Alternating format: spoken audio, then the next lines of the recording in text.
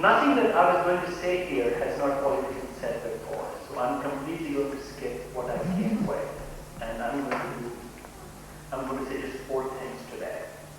I'm going to start off with a politically very incorrect statement, which I've been well known for, but I always do that with the disclaimer that I'm doing it with utmost respect and reverence to all the institutes of higher education out here. Then I'm going to talk very briefly, maybe about 4 lines, a few sentences about transition from of a medical student from classroom area to a clinical area, which was what the original topic was, but that didn't cover so well. I don't know what to add to that. I'll just summarize a few things here. I will talk about the importance of research.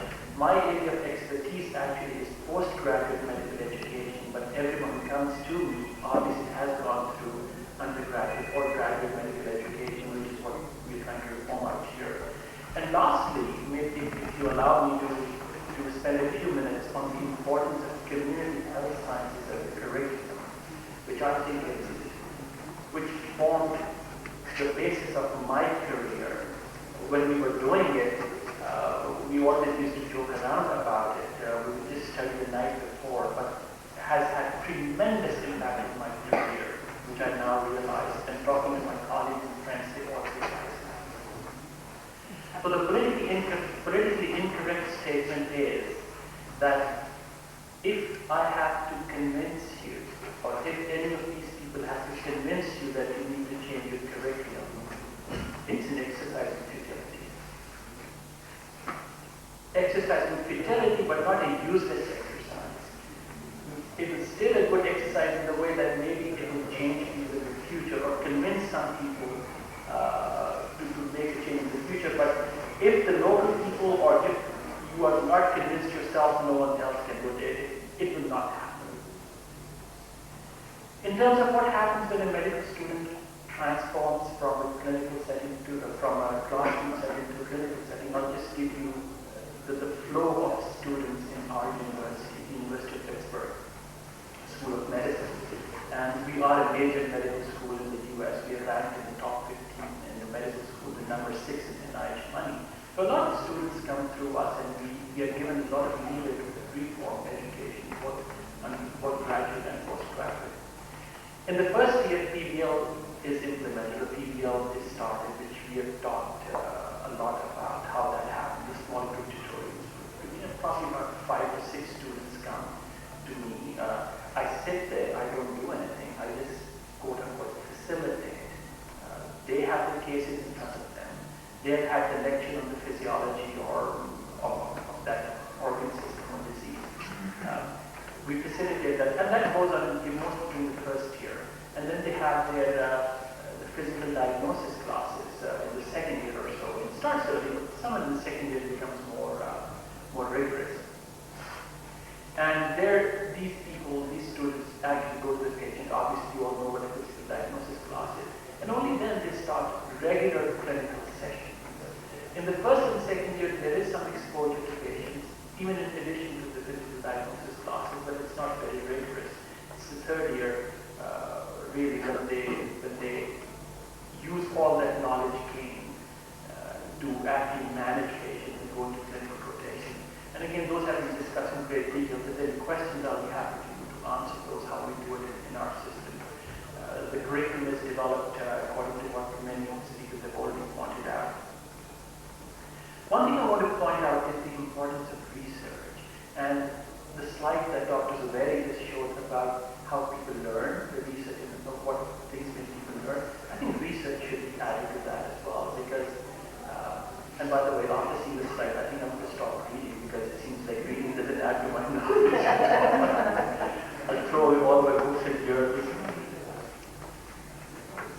I think research makes me learn the most, or maybe because I do that most of my time, I learn most from that. It has to be made a part of medical curriculum in some way, shape, or form for several reasons. One is the idea of evidence-based learning, which we must know about.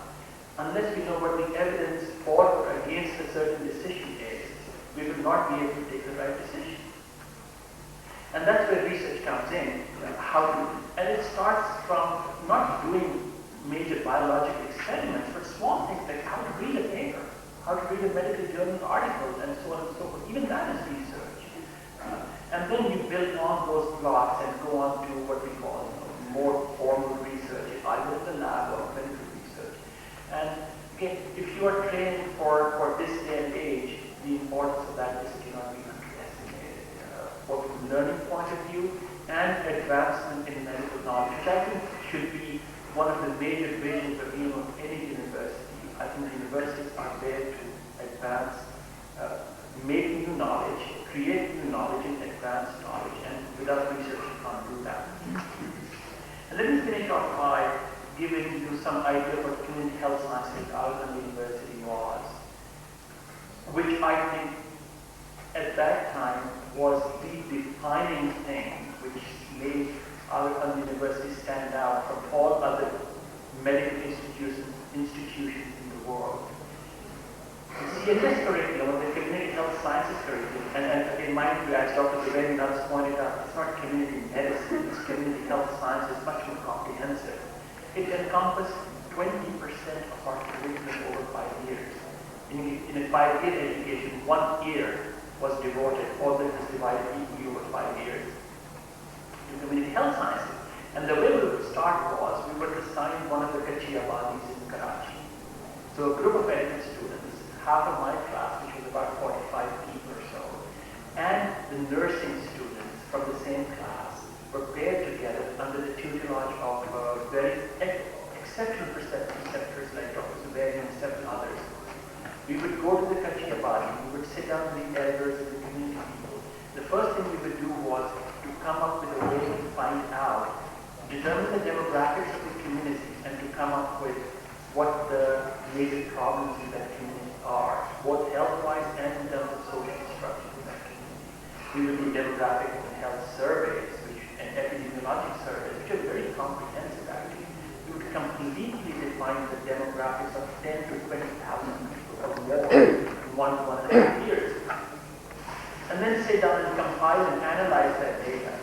And in the third year, we would start working with the community leaders to educate them and to tell them what we would never tell them actually, we would discuss with them. That's one of the things we like in health sciences. You can't tell anyone what to do, we have to make them partners.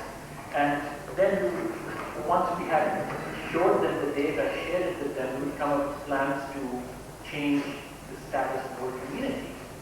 And in this exercise, you would learn how to deal with patients, how to deal with human beings, which is a major attribute of being a physician, how to go around and make partnerships, not just with your colleagues, but with the community as well.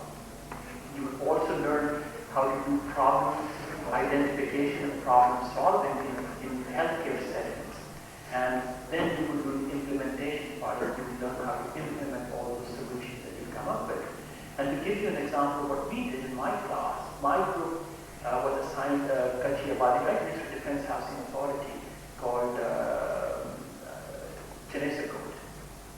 And in Chenesakot, we had about 20,000 people, and we found it took us about 1.5 years to find out that the infant mortality rate in that Kachiyabadi, right next to Defense, was about 120. 120. And the reason for that infant mortality was diarrheal diseases from unsafe water and sewage. Now, intuitively, everyone may have known that, but no one had documented that scientifically, and we did that. And our project was to come up with a solution to change that. We came up with a home-based oral dehydration solution, how to make it at home, and educated every mother in that community through booklets, through individuals going to everyone's home. And we brought down, by the time of graduates, we documented that we reduced the mortality, infant mortality down to about under 60. In 4 to 5 years, we brought down the infant mortality under 60. That gives you an idea of what community health sciences curriculum can do, all aspects of medical training, medical education. But if nothing else, if you would just implement a good community health sciences curriculum for 5 years, it will incorporate many of the things that Professor Khan has talked about, Professor Berry has talked about, Professor Usmani has talked about, Dr. Fadi has talked about. All those things are integrated into just one subject at all. But again, coming back to my politically incorrect statement, the change can only come if you're convinced that you need a change and something needs to be different. And in the interest of time, I'll stop here and we'll be happy to take any questions. Section of the presentation today. This is about the question and answer session. At this time, I would first of all like to thank the KE faculty and the KE leadership, Professor Nafullah Khan, for giving KEMCAANA a free hand to give us a platform for doing this presentation that was basically done on demand of the students and recent graduates of King Edward Medical University.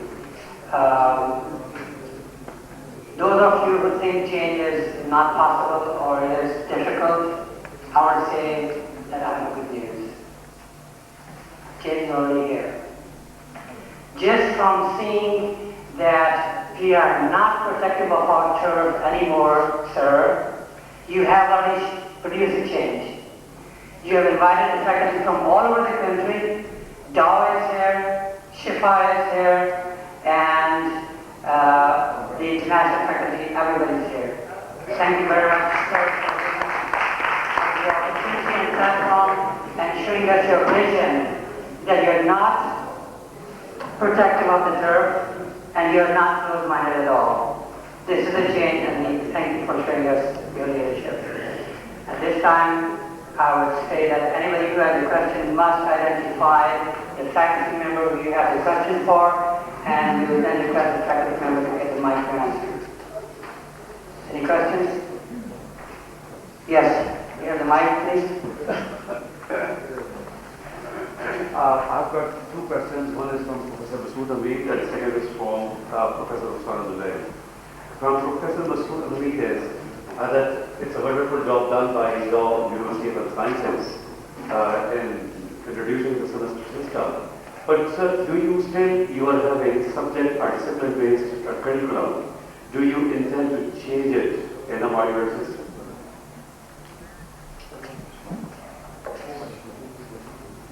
Thank you, Santa. We at present don't intend to change it to a modular system. Looking at our restrictions, the number of students we have, like we have 300 students in a class. And as I told you that we want to go slow. The basic issue is that whatever we are teaching them, they should understand and listen. So these are various teaching methodologies, the modular system, the spiral system, all these things. But the course content has to be clear. So at present we are not in a mood, I am not in a position, and Cell also has not recommended, but as I showed in my slide, that the spiral or the vertical integration, they are working on it.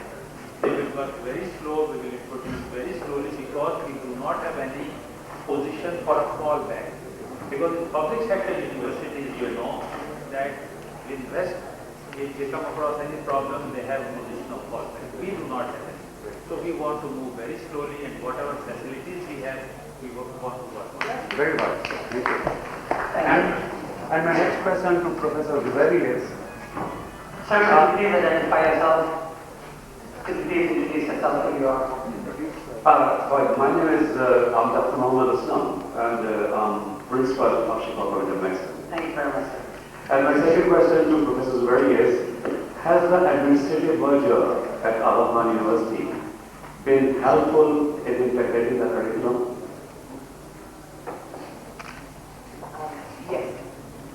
Actually, it's a great pleasure to have you here, and we have been together on and off. He's an external examiner. We went through, by the way, I just wanted to share. We went through, we have internal reviews, and then we have external reviews, and Professor Aslam was part of the external review team. We had people from USA, Canada, Professor from Pakistan, and somebody from Malaysia. In the administrative merger of the hospital and the medical college, is that what you're asking? Of the medical college. has that midstream merger of various departments at Right. APUs been helpful in integrating the curriculum and the delivery system? Okay. Thank you. We have actually undergone a merger of the Department of Biological and Biomedical Sciences, which is one department which has integrated the sections of anatomy, physiology, pharmacology, and biochemistry. Yes, it is, because now people are sitting next to each other, they're talking to each other, and they're discussing things and doing it together. By the way, there's another thing that I'd like to say, which is structure defines function. If I'm sitting next to you, it's much more easier for me to talk and work with you other than if you were placed at the back of the auditorium or in another city or another campus or even the next building. If we're sitting together and sharing the same office, we'll do things together. It's automatic. Yes, it has. Thank you. Hello, Missouri. Thank you. Either Dr. Usmani or Dubai can answer. In case of postgraduate education, are we working on educating our graduates how to appropriately refer days which may be beyond their scope? Which is a problem here in the United States, and that there is a problem that some people are taking kickbacks, which seems unethical. And if somebody would enlighten me. So, I think if I might say that one counsel for help. In the United States and in the academic system, makes you the best advocate. And it makes you realize the shortcomings, realistic shortcomings of your own institution, and what is you always offer them. It's every single patient's right for a second opinion, and to look at what are the options that we will be available for them. Over here in Pakistan, I think I would have my reservations, and I'd be happy to might go with the Dr. Zubair. Thank you. What students learn is what we do. What students learn is what experiences we put them through. Do we put them in a place where they have to see patients and refer? I'm sorry, I'm throwing the question back. Because there may be somebody who's doing it. I don't know of many. Are we also teaching them it's all right to say, I don't know? We're talking of come back. I'm talking, this is all part of ethical practice, the second part.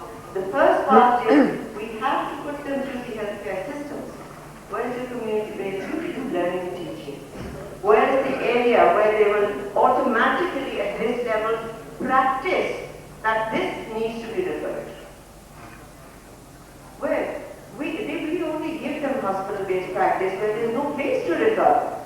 And when they graduate out, 80% are out there, not attached to a hospital where they have to refer, but they've never seen it done. That's it. Specific hours for basic sciences. The PBL model, are you following those specific hours? What's my supposed to say? The PMGC has specific hours. We feel that if the student, and this is what we've got written down, is studying a case of tuberculosis, they are at the same time learning lung function, learning lung pathology, learning pharmacology, or maybe we don't go that far in the initial one, and those are integrated out. It's not separate.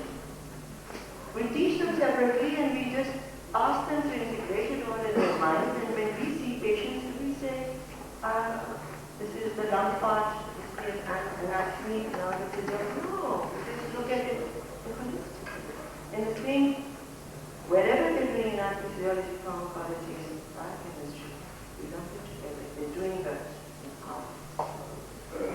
Second, Dr. Cheema. Professor Iqbal Afnan and to my Vice Chancellor. We have listened to wonderful lectures from Dr. Khan and from Dr. Zubairi and Dr. Qadri and Professor Usmani. What has not been said, whose job is it to try to change or bring this reform? The most enjoyable slide was Dr. Zubairi's last slide. If you want to make enemies, try changing something. Now, I have been banging my head for 7 years in the Academic Council of King Edward Medical University. First of all, I thought it is PMDC who wants to change the curriculum. I find the PMDC curriculum booklet, and at the end of the forensic medicine detail, it says 1 year is not enough for forensic medicine. We need more time. For God's sake, this is written in the PMDC curriculum. 1 year is not enough for forensic medicine. Now, as a chairman, I cannot force forensic medicine